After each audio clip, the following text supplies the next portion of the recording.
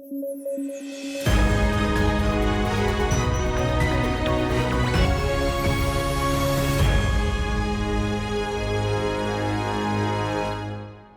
News at 9 programme में आपका स्वागत है। मैं हूं अमृत उपाध्याय। आइए जल्दी से देखें आज की हेडलाइन।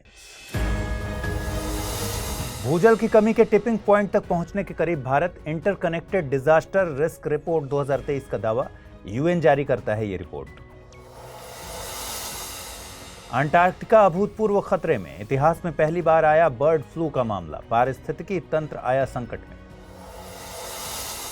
और नासा अपने सबसे महत्वाकांक्षी मिशन की तैयारी में, उतरेगा शनि के चंद्रमा टाइटन पर, मकसद है जीवन की तलाश।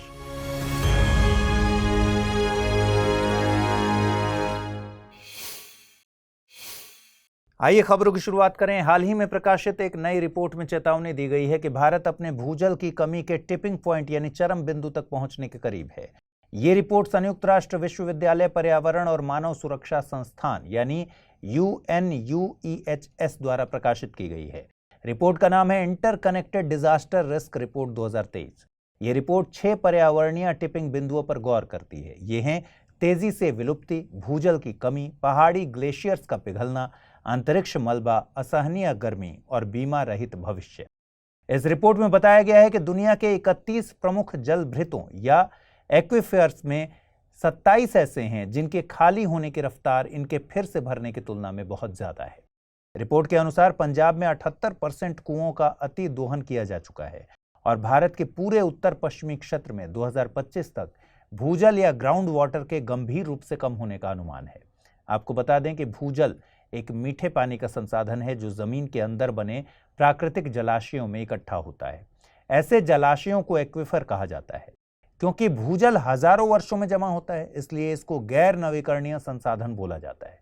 दुनिया का लगभग 30% ताजा पानी भूजल के रूप में इकट्ठा होता है और ये पानी प्राकृतिक रूप से झरनों, झीलों के माध्यम से पृथ्वी की सतह पर आता है या फिर मानव द्वारा खोदे गए कुओं या बोरवेल से निकाला जाता है।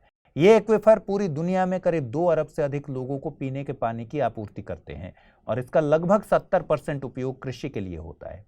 इस मामले में टिपिंग पॉइंट तब पहुंचता है जब जलस्तर उस स्तर से नीचे गिर जाता है जहां तक मौजूदा कुओं की पहुंच होती है। एक बार टिपिंग पॉइंट पार हो जाने पर किसानों को अपनी फसलों की सिंचाई के लिए भूजल नहीं मिल पाएगा। जब किसान फसल की सिंचाई नहीं कर पाएंगे तो किसानों की आजीविका खतरे में होगी और किसान खतरे में होंगे तो देश की खाद्य सुरक्षा भी खतरे में होगी। इस रिपोर्ट में यह भी बताया गया है कि भूजल की अत्यधिक पंपिंग के कारण पृथ्वी की धुरी प्रति वर्ष 4.36 सेंटीमीटर की दर से झुक गई है। जिन क्षेत्रों में भूजल की कमी सबसे गंभीर है उनमें भारत के कुछ हिस्से, उत्तर पूर्वी चीन, पश्चिमी संयुक्त राज्य अमेरिका, मैक्सिको, ईरान, सऊदी अरब और उत्तरी अफ्रीका के कुछ हिस्से शामिल हैं। आपको जानकर हैरानी होगी कि भारत दुनिया में भूजल का सबसे बड़ा उपयोग करता है। भारत संयुक्त राज्य अमेरिका और चीन के संयुक्त उपयोग से अधिक भूजल का उपयोग करता है। कृषि में भूजल का अत्यधिक उपयोग एक प्रमुख कारक है जो हमें भूजल की कमी के टिपिंग पॉइंट की ओर धकेल रहा है। आपने गौर किया होगा कि रिपोर्ट में पर्यावरणीय टिपिंग बिंदु का जिक्र है। आपको बता दें कि पर्यावरणीय टिपिंग बिंदु पृथ्वी की प्राकृतिक प्रणालियों की महत्वपूर्ण सीमाएं हैं जिनके पार जाने से अचानक बदलाव होते हैं। ये अपरिवर्तनीय बदलाव होते हैं। ऐसे बदलावों से पारिस्थितिक तंत्र, जलवायु पैटर्न और समग्र पर्यावरण में गहरा असर पड़ता है। हाल ही में एक खबर आई है कि अंटार्कटिका एक अभूतपूर्व खतरे का सामना कर रहा है। आपको इस खबर को समझने के लिए वर्ल्ड मैप की जरूरत पड़ेगी। आप वर्ल्ड मैप में देखिए कि दक्षिण अमेरिका के दक्षिणी भाग में एक फॉकलैंड द्वीप समूह है और यहां से लगभग 966 किलोमीटर दक्षिण पूर्व में ब्रिटिश दक्षिण जॉर्जिया और दक्षिण सैंडविच द्वीप समूह स्थित हैं। इन्हीं द्वीप समूह में एक बर्ड आइलैंड आता है। ये पूरा द्वीप समूह अंटार्कटिक रीजन में आता है। यहाँ पर बर्ड फ्लू का एक घातक रूप, एवियन फ्लू का केस पाया गया। ऐसा इतिहास में पहली बार हुआ है कि अंटार्कटिका के क्षेत्र में बर्ड फ्लू का केस पाया जाए। ये खबर क्यों डराने वाली है, चलिए समझते हैं। देखिए, अंटार्कटिका असंख्य प्रजातियों का घर है जो पृथ्वी पर कहीं और मौजूद नहीं है। यहाँ कोई स्थानीय मानव निवासी या मूल आबादी भी मौजूद नहीं है। यहाँ लगभग 5000 वैज्ञानिक और शोधकर्ता रहते हैं और हर साल लगभग 30,000 पर्यटक आते हैं। ये सब बताने का मकसद क्या है? ये सब बताने का मकसद है कि आप ये जान पाएं कि अंटार्कटिका पारिस्थितिकी तंत्र अभी तक मानवीय हस्तक्षेप से मुक्त है। अब बात करते हैं यहाँ की वाइल्ड लाइफ के बारे में। बर्ड आइलैंड दुनिया के सबसे समृद्ध जैव विविधता वाले हॉटस्पॉट्स में से एक है। यहाँ पेंगुइन के लगभग 50,000 जोड़े और फर सील के 65,000 जोड़े रहते हैं। इनके अलावा यहाँ शीतबिल, पेट्रल, समुद्री शेर, स्कुआ और गल भी पाए जाते हैं।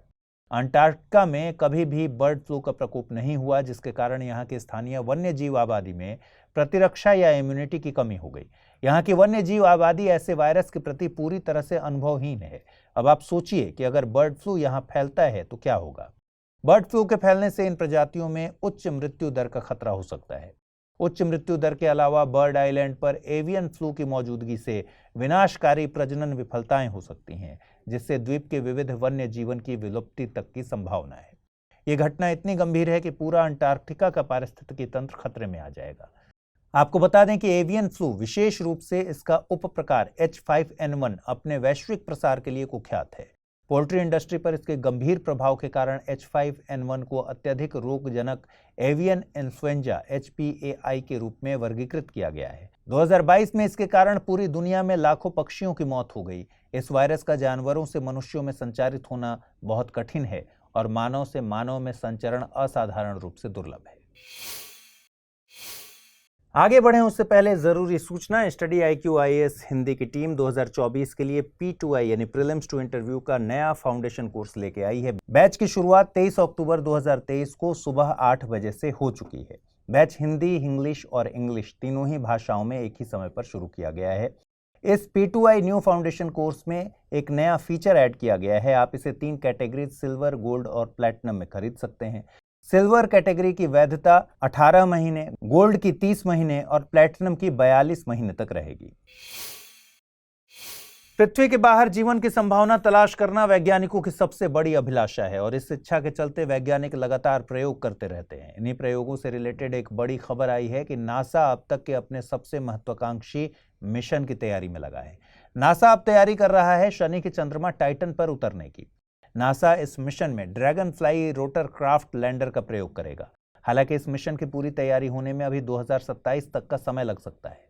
अब आपके मन में सवाल आया होगा कि भाई नासा ने टाइटन ही को क्यों चुना। चलिए आपको बताते हैं। दरअसल टाइटन हमारे सौर मंडल का एकमात्र चंद्रमा है जिसका वातावरण घना है या डेंस है। ये पृथ्वी से लगभग 4 गुना ज्यादा घना है। आपको बता दें कि जीवन की शुरुआत करने के लिए एक खगोलीय पिंड का वातावरण बहुत महत्वपूर्ण भूमिका निभाता है।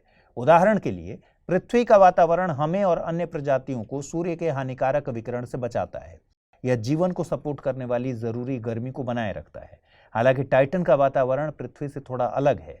हमारे वायुमंडल में 78% नाइट्रोजन है, वहीं टाइटन के वातावरण में लगभग 95% नाइट्रोजन है और 5% मीथेन। ध्यान रखिए कि टाइटन के वातावरण में कोई ऑक्सीजन नहीं पाया जाता।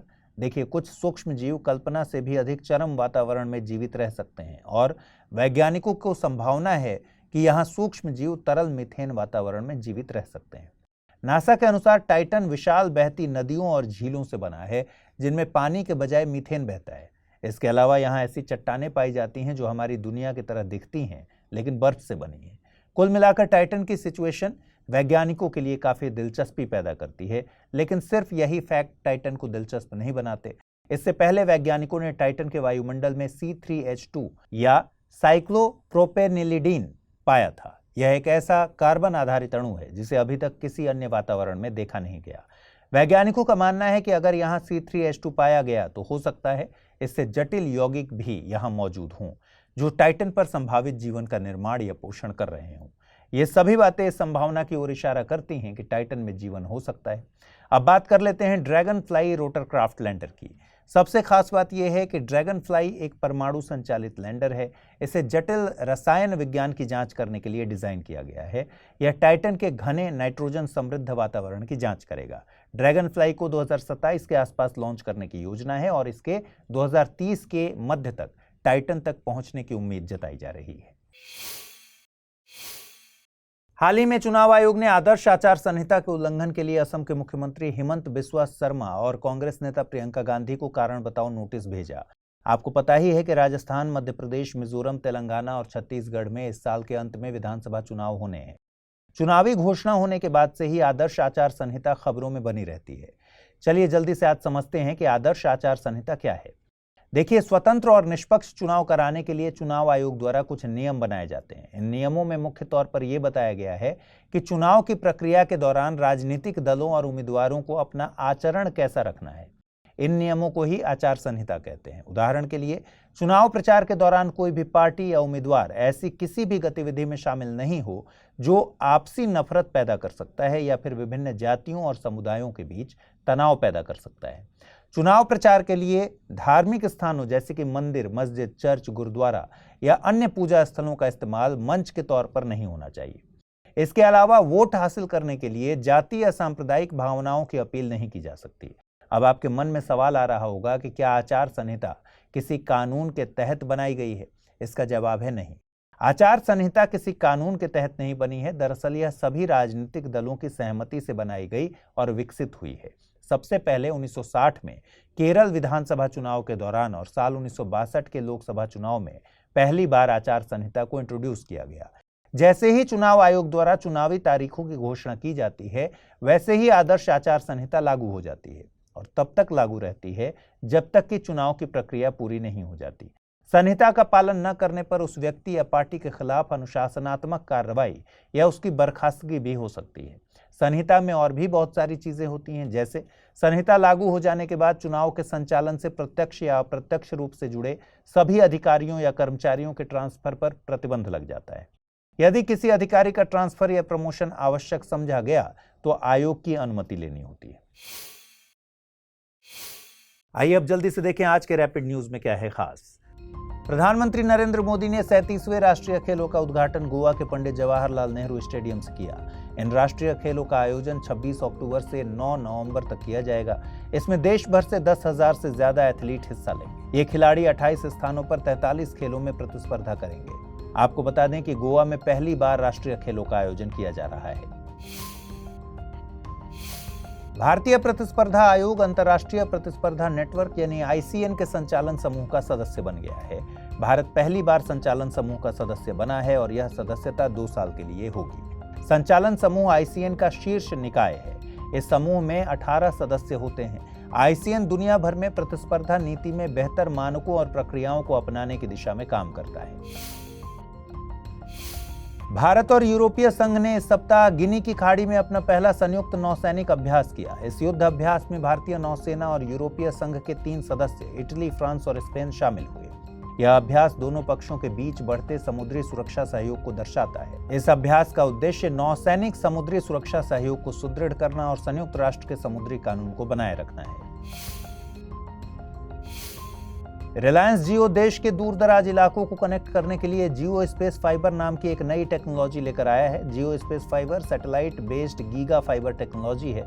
यह भारत की पहली सैटेलाइट आधारित गीगा फाइबर सेवा होगी। इस तकनीक के द्वारा उन दुर्गम इलाकों को कनेक्ट किया जा सकेगा जहां फाइबर केबल से ब्रॉडबैंड कनेक्टिविटी पहुंचाना बहुत जटिल है।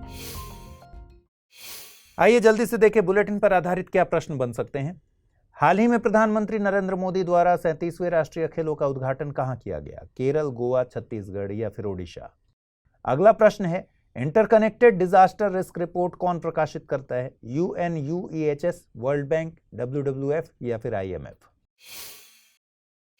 आइए देखें पिछले बुलेटिन में मैंने आपसे क्या सवाल पूछे थे, उनके सही जवाब क्या है। पहला प्रश्न था, खबरों में रही अपार आईडी संबंधित है। मतदाताओं के लिए जारी एक आईडी, दिव्यांग जनों के लिए जारी की गई आईडी, विद्यार्थियों के लिए जारी की गई आईडी या फिर पासपोर्ट को लेकर जारी की गई डिजिटल आईडी? सही जवाब है ऑप्शन सी, विद्यार्थियों के लिए जारी की गई आईडी। अगला प्रश्न मैंने आपसे पूछा था, निम्नलिखित कथनों पर विचार कीजिए। अनलॉफुल एक्टिविटीज प्रिवेंशन एक्ट 1967 के तहत केवल किसी संगठन को ही आतंकवादी घोषित किया जा सकता है। हमास भारत में एक घोषित आतंकवादी संगठन के तौर पर दर्ज है। उपर्युक्त में से सही कथनों का चुनाव कीजिए। केवल एक, केवल दो, एक और दो दोनों, न तो एक नहीं दो। सही जवाब है ऑप्शन डी, न तो एक नहीं दो। तो आज पूछे गए सवालों का जवाब जरूर कमेंट बॉक्स में दीजिएगा। आज के बुलेटिन में इतना ही रखते हैं। कल रात 9 बजे पूरे हफ्ते के कंपाइलेशन के साथ आपसे मुलाकात होगी। अगर आप इस बुलेटिन की PDF हासिल करना चाहते हैं तो अमृत उपाध्याय 007 टेलीग्राम चैनल पर जाइए, जहां इसकी PDF रोजाना मिलती है। नमस्कार।